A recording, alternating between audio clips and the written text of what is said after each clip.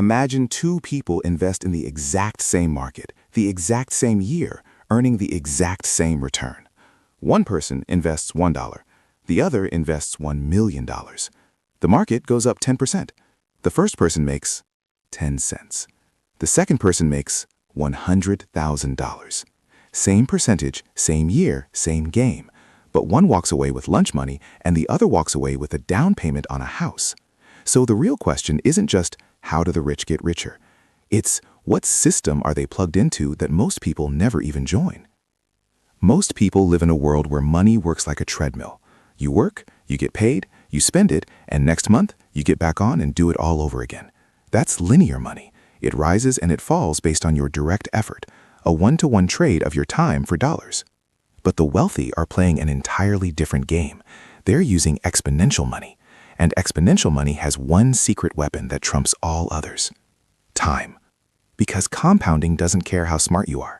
It doesn't care if you're lucky or if you picked the perfect stock. It's a force of nature, like gravity.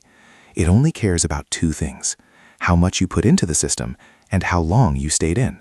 It's a system where your money becomes a multiplier, not just a reward for your labor. Here's the part that really messes with your brain.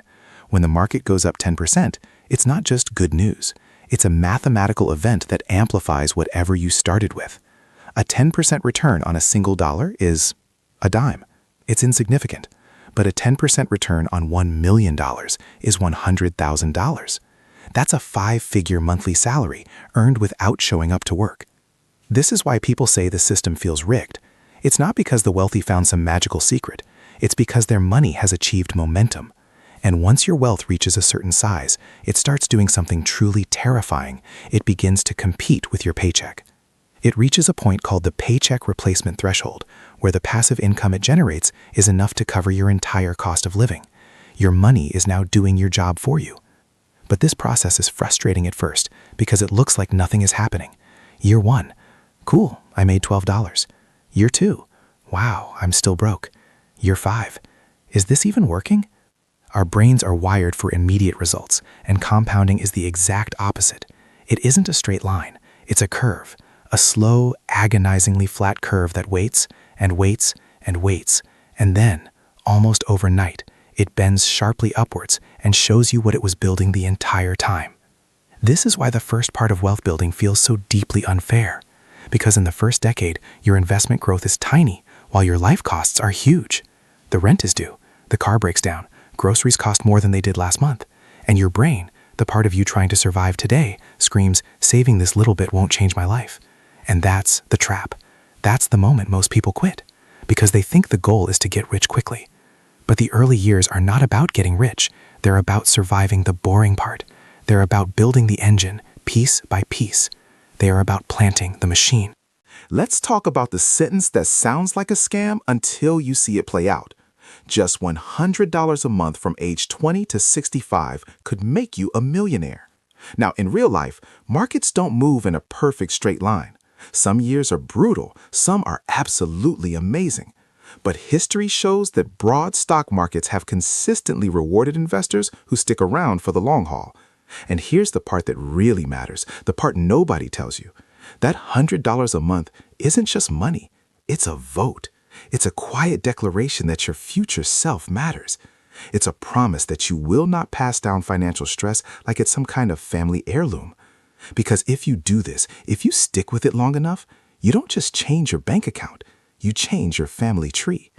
So how do you actually join this game if you weren't born into it? You don't need secret deals or to become a day trading genius staring at charts all day. You just need a system, a simple one.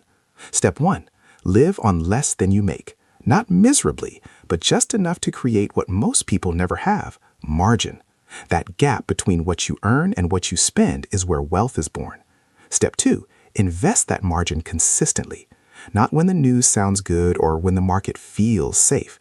You do it on a schedule, automatically. Step 3 is the most important. Keep it boring. We're talking low-cost index funds that own a tiny piece of everything. This is called dollar-cost averaging.